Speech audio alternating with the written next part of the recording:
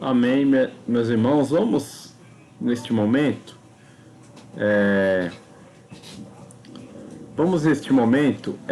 ter o nosso estudo bíblico.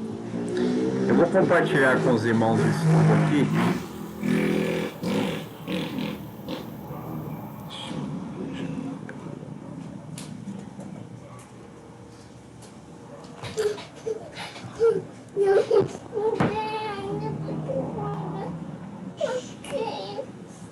Vou compartilhar com os irmãos a minha tela e aí vocês vão poder ver o estudo na tela de vocês, ok? Vamos lá.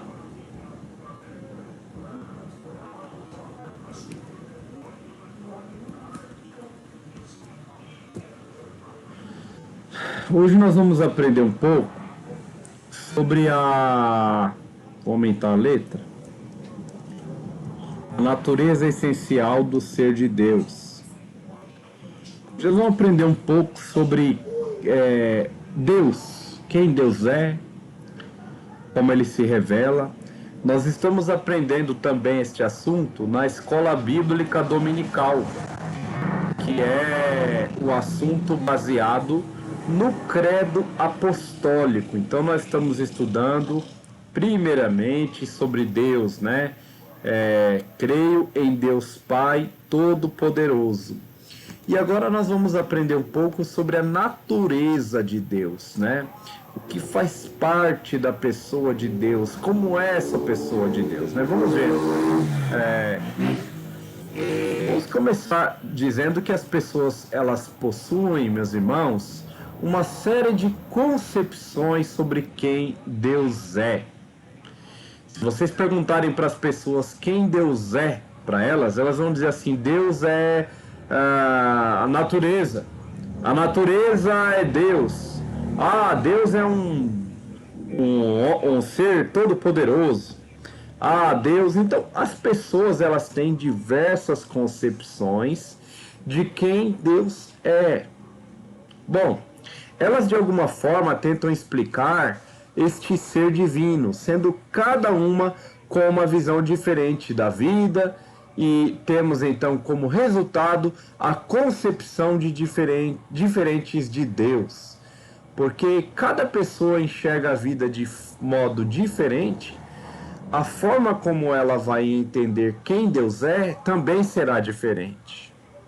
Será que realmente então, meus irmãos, podemos obter conhecimento profundo e, além de profundo, verdadeiro do ser divino? Será que com tantas concepções de quem Deus é, de como Deus é, podemos, em meio a tantas concepções, entender de fato quem Deus é de modo profundo e verdadeiro? Se sim, de onde vem este conhecimento? Hoje nós vamos aprender que Deus pode sim ser verdadeiramente conhecido. E também vamos aprender como Deus se revelou a nós. A partir do conhecimento revelado, podemos conhecer a Ele. Vamos ver. Veja o que é este conhecimento de Deus, como este Deus pode ser conhecido. Veja que a igreja cristã, ela tem confessado ao longo do tempo que Deus é um ser incompreensível, ao mesmo tempo em que a igreja confessa que é necessário conhecer ao Criador para a salvação. Até parece que é uma contradição. Deus é um ser incompreensível e nós precisamos conhecê-lo para a salvação. De fato, Deus está acima da nossa natureza humana, Ele está acima da nossa compreensão humana, Ele tem propósitos, planos, pensamentos elevados, ok? Os planos, os propósitos de Deus são maiores do que os nossos. Não podemos achar que os planos de Deus não são elevados, porque eles são.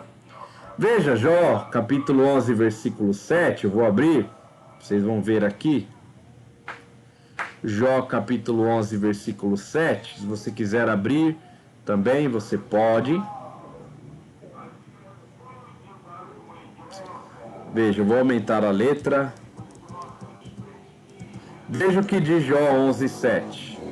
Porventura, desvendarás os arcanos de Deus ou penetrarás, veja, penetrarás até a perfeição do Todo-Poderoso. Quer dizer, você pode penetrar até a perfeição do Todo-Poderoso? Essa era a pergunta aqui no texto. Será que podemos, irmãos, nos aprofundar no ser de Deus de modo completo e dizer que conhecemos a Deus de modo perfeito? Certamente, vamos ver aqui que não. Olha o texto de Isaías 55, versículo 8. Veja. Porque os meus pensamentos, Deus falando, né? Não são os vossos pensamentos, e nem os vossos caminhos, os meus caminhos, diz o Senhor. Porque assim como os céus são mais altos do que a terra, assim são os meus caminhos mais altos do que os vossos caminhos, e os meus pensamentos mais altos do que os vossos pensamentos. O que podemos entender aqui é que Deus, ele tem pensamentos, propósitos, caminhos mais altos do que os nossos. Não temos, como seres humanos que somos, compreensão absoluta de conhecer a Deus de modo profundo e perfeito. Ora, mas, embora Deus seja um ser elevadíssimo, glorioso e às vezes incompreensível, a Bíblia também diz que Deus se revelou a nós. Deus, ele se deu a conhecer a nós. Então, se alguém perguntar assim, você conhece a Deus? A resposta que devemos dar é, sim, eu conheço. E é possível conhecer a Deus, porque Deus, ele se revelou a nós. Deus, ele se deu a conhecer a nós. Onde? Em que lugar? Na palavra, na revelação. Nós vamos ver isso hoje. Olha, em João 1,14 diz assim: e o Verbo se fez carne e habitou entre nós, cheio de graça e de verdade, e vimos a sua glória, glória como do unigênito do Pai. Então Jesus revela o Pai a nós. Também 1 João 5,20 diz: também sabemos que o Filho de Deus é vindo e nos tem dado entendimento para reconhecermos o verdadeiro, e estamos no verdadeiro, em seu Filho, Jesus Cristo. Este é verdadeiro Deus e a vida eterna. Então veja, conhecemos a Deus por meio do Filho, que é o verdadeiro Deus e é aquele que nos concede a vida eterna. O Filho revelou a nós a Deus de modo profundo.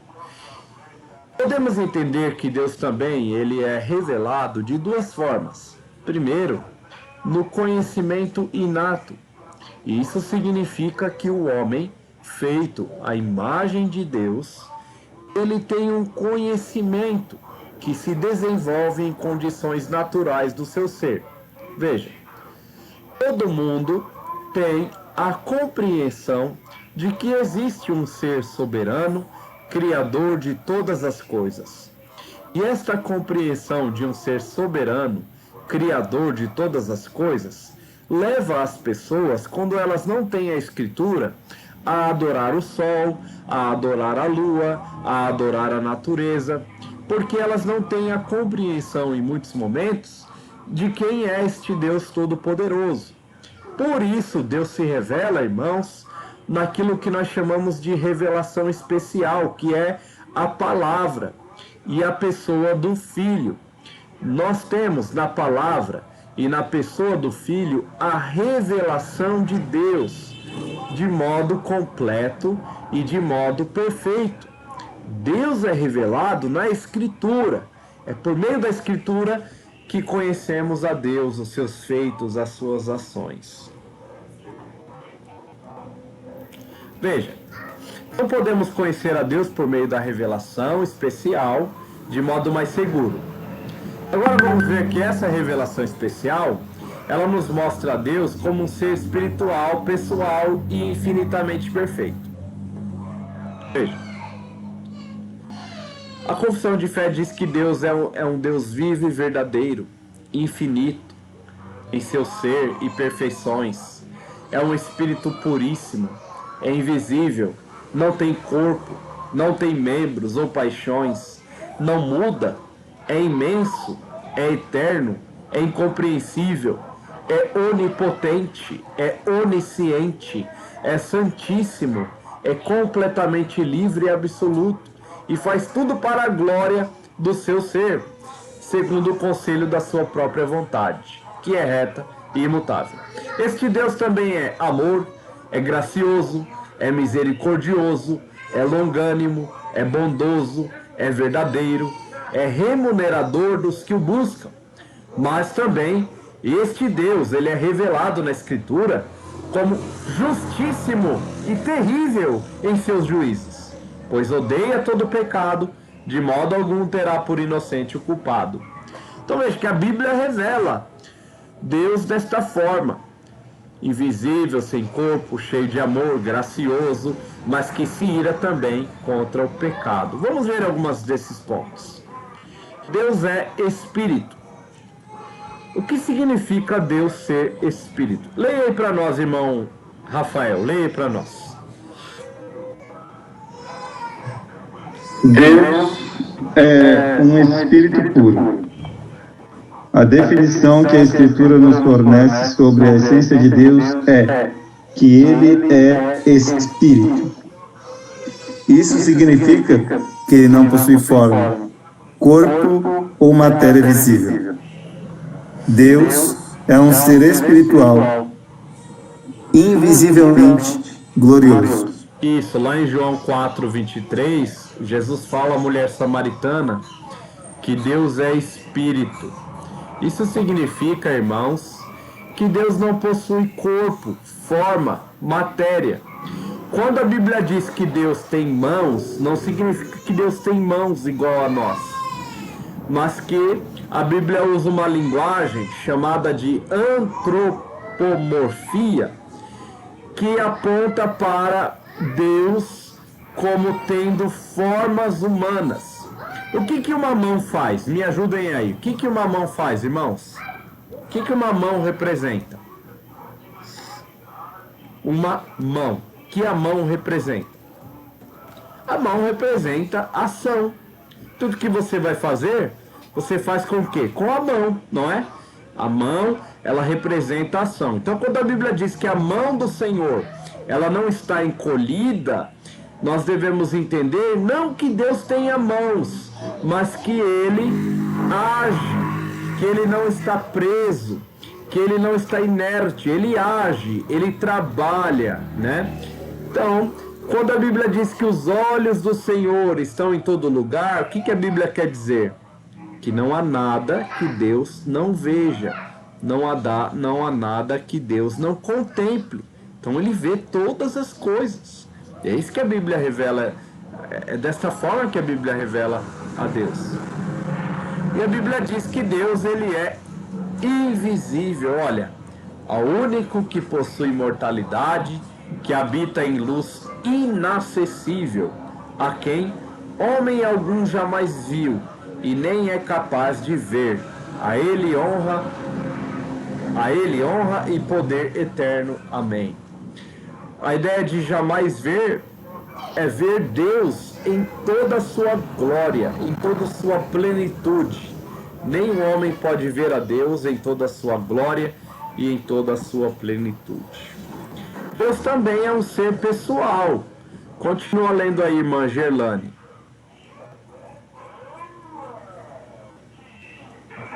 Deus é um ser pessoal.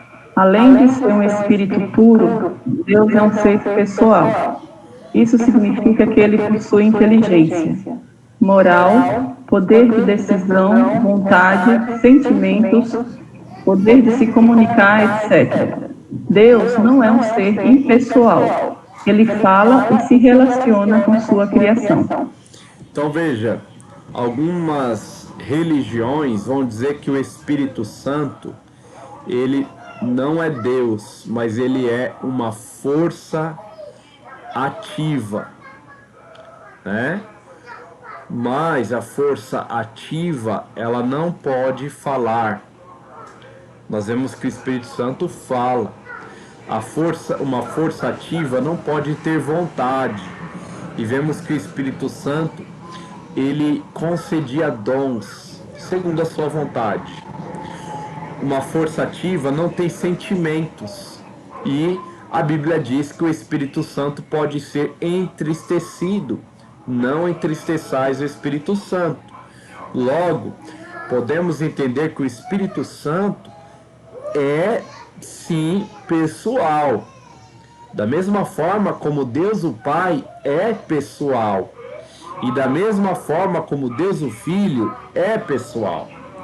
Leia aí para nós em Malaquias 2:10, irmã Edmilda. Tá aí projetado.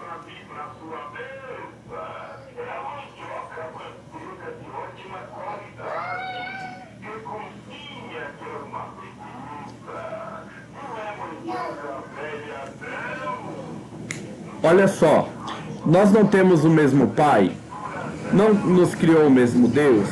Por que seremos desleais uns para com os outros, profanando a aliança de nossos pais? A ideia aqui é, Deus é um ser pessoal que se relaciona com o seu povo, ele é Pai.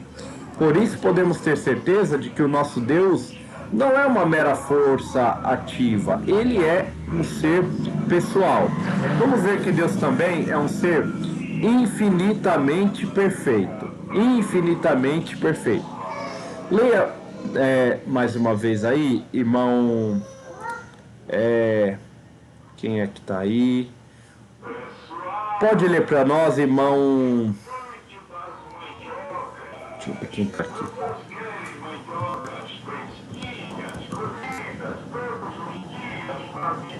Irmão Kevin, pode ler, irmão Kevin, esse primeiro parágrafo? Deus é infinitamente perfeito. Por fim, Deus também é infinito e em sua... Perdão, Kevin, perdão. Isso significa que Deus em seu ser. Deus não conhece nenhum tipo de ou imperfeição. Isso também que embora possamos conhecer a Deus, conhecimento é limitado. Isso, então Deus, ele é infinito em todo o seu ser. Veja, ele é infinito na sua perfeição, ele não tem limite na sua sabedoria, ele não tem limite no seu poder, ele não tem limite na sua santidade, ele não tem limite no seu conhecimento. Deus sabe todas as coisas. Então Deus é infinito em seu ser. Vamos ver o Salmo, vamos ver Êxodo. Olha, ó Senhor, quem é como tu entre os deuses?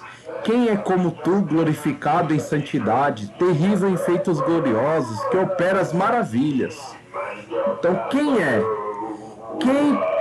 A quem podemos...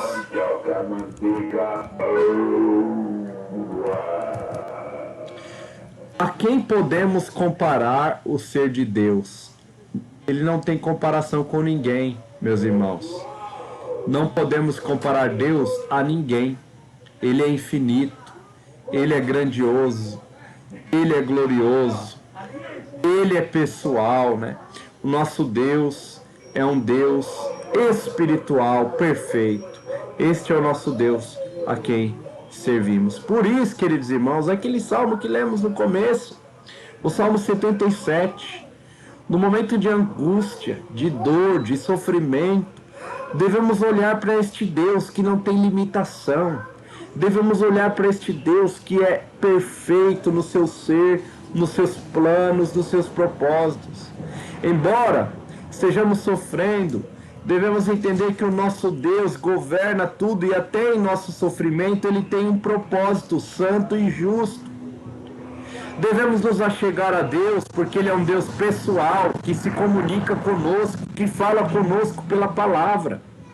Podemos sim nos achegar a Deus e orar e falar com Ele, conversar com Ele na certeza de que Ele nos ouve. Não é porque não podemos ver o nosso Deus que o nosso Deus é limitado, que o nosso Deus não existe. Pelo contrário, o nosso Deus Ele reina nos céus, tudo governa e podemos nos achegar a Ele na confiança de que Ele nos escuta, de que Ele nos ouve, de que Ele trabalha, como nós lemos, como eu me referi aqui ao texto, que a mão do Senhor não está encolhida. Ela age, Deus age por meio da sua gloriosa mão. Deus é poderoso para agir, Deus é maravilhoso para agir. Por isso podemos descansar no Deus a quem servimos. Que Deus abençoe, meus irmãos. Eu tive que falar um pouco alto hoje, e não é fácil competir com o som externo aqui da rua. Realmente não é fácil, o som é muito alto e eu tive que tentar falar mais alto aqui. Me perdoem aí, irmãos. Mas, eu acredito que os irmãos tenham conseguido ouvir. Alguém tem alguma pergunta a fazer ou colocação? Fiquem à vontade para fazer colocações ou até alguma pergunta. Fiquem à vontade.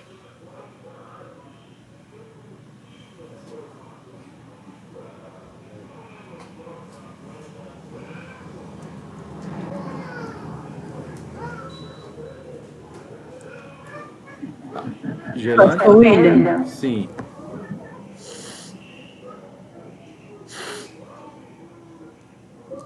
Sim, Gelane, pode falar. Sobre a questão da mão, né, que o senhor comentou, eu lembrei do tato, da sensibilidade, né, que nós temos na mão. Também. Dá para ouvir? Estamos ouvindo. O tato. Mas eu acho que quando a Bíblia diz que a mão do Senhor, ela se refere mais ao ato de agir do que ao ato de... Então, lembração, como o senhor falou, né, a mão de Deus. Isso. Então, não que Deus tenha mãos igual às nossas, né? Não. Deus não tem mãos. A única pessoa que tem mãos e pés e corpo é a pessoa do Filho, né? Que o Filho se fez homem. Ele se fez carne. Agora o Pai e o Espírito Santo não tem corpo, não tem forma. Sim. São espírito. Agora o Filho não, o Filho tem corpo. Sim, é verdade. O Filho tem corpo. Sim.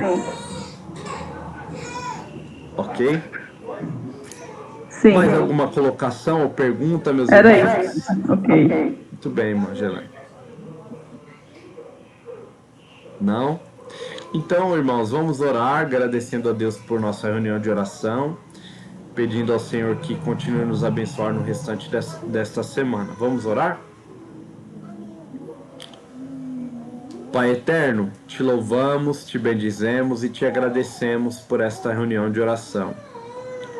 Pedimos perdão por nossos pecados e agradecidos por tudo que o Senhor tem feito a nós, por esta oração, reunião de oração, por tudo que aprendemos. Te agradecemos, Senhor, em nome de Jesus, o nosso Salvador. Amém, amém, amém. Irmãos, que Deus abençoe a vida de cada um. Tenham todos um resto de semana abençoado, viu? Fiquem todos na graça e na paz do nosso Senhor. Que Deus abençoe.